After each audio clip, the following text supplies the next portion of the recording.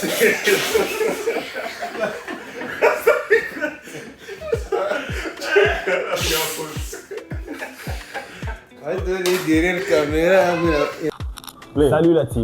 la team, c'est MD Fast Food. Toujours. C'est officiellement notre première vidéo YouTube. Et franchement, on ne sait pas si elle va faire 2 vues, 10 vues, 50 vues ou 100 millions de vues, on ne sait jamais. On ne sait jamais. C'est l'avenir qui nous dira. Mais en tout cas, on a pris notre courage à 2 mains. 4 mains, c'est mieux. 4 mains. Bon, bah oui. Ok. À 4 mains pour faire cette vidéo et let's go. On y va. C'est toujours MD Fast Food, Michael, David. MD Fast Food, c'est une entreprise de restauration rapide. Fast food. Installée à Bukavu, dans la province du Sud Kivu, en RDC, depuis 2023.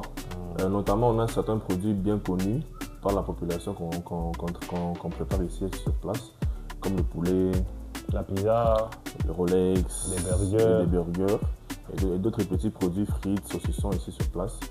Disons qu'on a commencé l'entreprise depuis 2023.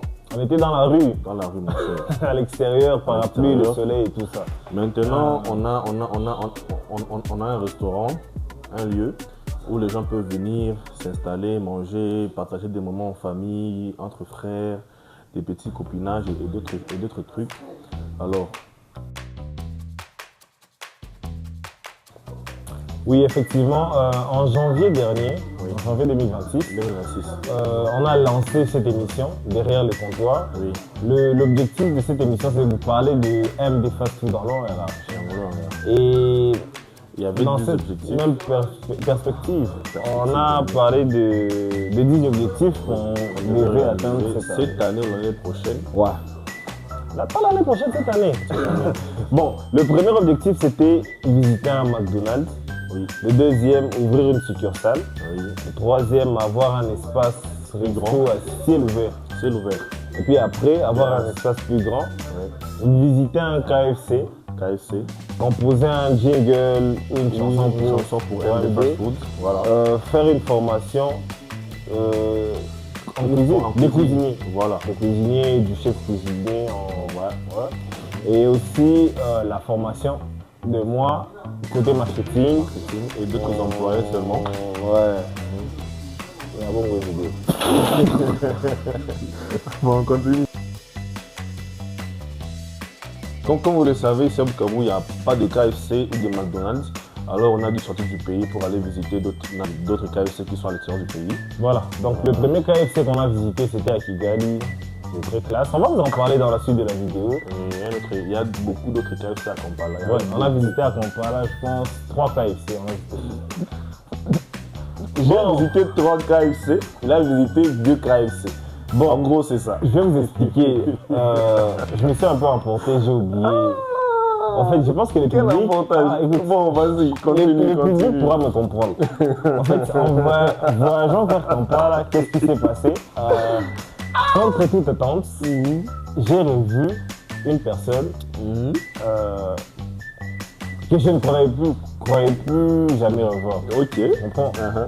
Alors, la mission, c'était de visiter les KFC. Après la visite des 2 KFC, on s'est rencontré avec la personne. Ça a changé. Non, ça n'a pas changé. J'ai été un peu distrait dans ma mission, mais... Un peu distrait quand même. Bon, ça va. Dans la mission, mais j'ai quand même pu me redémarrer après, tu vois. La mission était prévue initialement pour un jour. Un jour seulement. Et malheureusement, mon frère ici, il a encore la durée à continuer jusqu'à 3 jours. On a dû rester pour visiter d'autres KFC. Moi, j'ai visité 3 KFC pendant les 3 jours. Mais lui, bon, on ne sait pas. C'est pas grave. C'est pas grave. Si tu as visité un KFC, 3 KFC, 2 KFC, mais c'est la même chose. C'est pas un problème. Donc, je m'en veux parce que j'ai prolongé le voyage à cause d'une rencontre. Une rencontre, hein? Bon, c'est pas grave. C'était bon. Continuons, on va vous expliquer ou décrire comment c'était le KFC. Voilà. Parce que c'était une très belle expérience et on a vécu des choses, on a appris beaucoup. Incroyablement. Et je pense que ça nous a permis de commencer à prévoir des évolutions dans notre restaurant pour essayer, parce qu'on ne peut pas Pas encore rivaliser. comparer ou se rivaliser avec KFC, mais essayer De faire la même chose que KFC. mais de notre propre De notre façon, propre façon, à notre notre manière. coutume. Voilà. On va faire. Voilà. Là maintenant, on va vous parler de notre première visite chez KFC à Kigali. À Kigali, Oui. le voyage était vraiment exceptionnel. Et fatigant. Et fatigant en plus. En tout cas, force à vous, à Kigali. En tout cas, 8 heures de route. Prochainement, on se prend l'avion. Prochainement, c'est l'avion en tout cas. Bon, on est arrivé à Kigali vers, c'était le matin, vers 7h, 8h. Bien sûr, on ne savait pas pour parler anglais ou l'endroit où on devait se diriger. J'ai un anglais là. Monte. Bon, là, on a appelé ma petite soeur. Là, on devait quitter chez elle. Et là, on devait rester pour les séjours à Kigali et visiter les KFC en même temps. Alors, le matin, on est arrivé le matin vers 5h, 6h. Directement, on a appelé ma petite soeur. C'est elle qui a donné le retard, l'adresse exacte de chez elle. Une fois arrivé chez elle, on s'est un peu reposé jusqu'à 12h, 13h. C'est 13h, 17h. Oui, toute la journée. Ah oui, il y avait un match de Ligue des Champions. Je pense que ces jours-là, on n'a rien fait. Oui, on n'avait rien fait. Et c'était une journée de, c'est pas mémorial, des trucs pour la génocide rwandaise qui avait levé et tout.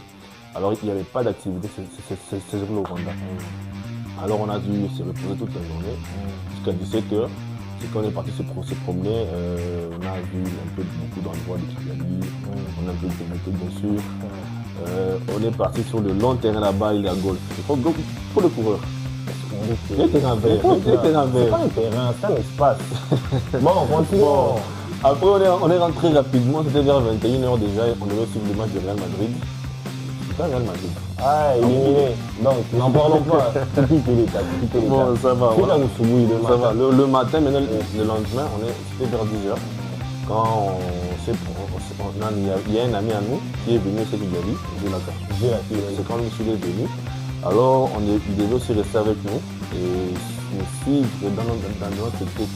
Non, nous tous on allait dans des caisses. Voilà. Bon, il nous a accompagnés. C'était vers 12h qu'on est parti à KFC, c'est qu'on est arrivé là-bas. L'endroit était vraiment top. Top de top. L'endroit c'était petit, mais en tout cas, eux, ils n'ont pas privilégié l'espace. C'était plutôt les trucs à emporter, livraison, il y avait des motards de livraison. Les gens venaient emporter directement. Tellement que l'espace est petit, en tout cas, beaucoup de gens emportaient leur nourriture. Moi, c'est ça que j'ai compris quand on est arrivé là. Déjà, la conception d'ici chez nous par rapport au restaurant et tout ça, c'est d'avoir un espace très grand. Mais c'est normal, les concepts fast-food n'est pas encore assez répandu ici. Et puis après, qu'est-ce qui s'est passé quand on est arrivé là? Il n'y avait pas assez de place pour s'asseoir. Tu manges, tu pars ou tu emportes. C'est vraiment très propre, on a beaucoup mangé, beaucoup. Il s'est pris pour un influenceur, on a pris beaucoup de vidéos et tout. Je pense que par rapport aux meubles, ils font un design classique et très simple. Très simple. Ils ne s'embrouillent pas comme nous ici. Comme vous, design au restaurant. Ah non, et ils font simple mais très beau et très classe. Eux, disons que dans le KFC, ils sont plus matériels que design. Voilà, c'est le premier constat qu'on a fait. Dans quel sens? Je m'explique.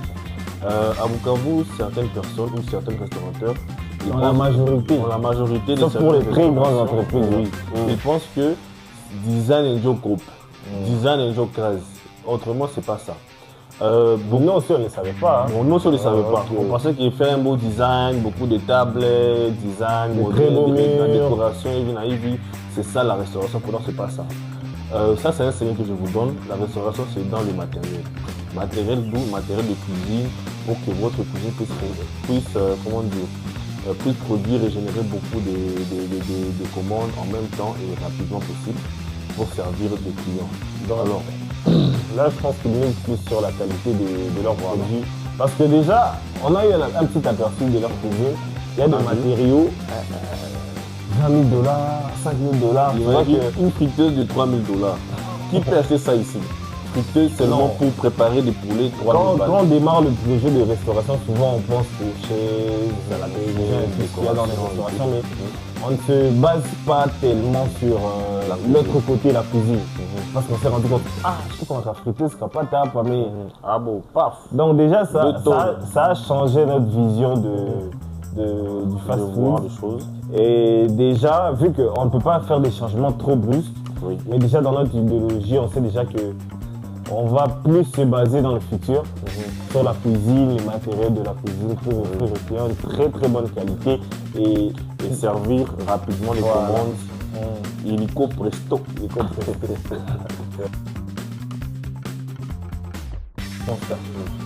À part le constat du matériel et la décoration, il y a un autre constat qu'on a fait, c'est celui des tenues que les employés portaient chez KFC.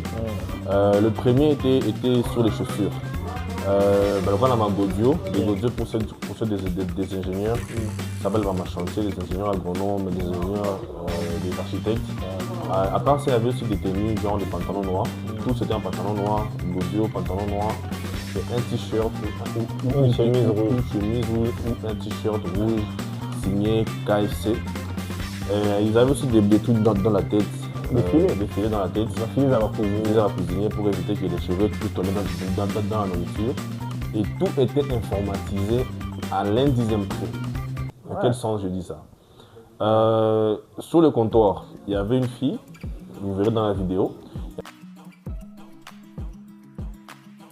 Il y avait une fille à la caisse, c'est elle qui percevait les commandes du cash. Et derrière aussi, il y avait aussi des machines directement si tu veux payer via Airtel Money ou Mobile Money. Il y avait Momo, MTN et consorts. Tu devais payer par là pour prendre les reçus directement et tu vas attendre ta commande. À part ça, disons que des services très rapides. Le service, je pense que là, le jour-là, il était 12h, 13h, il était 13h ou 14h.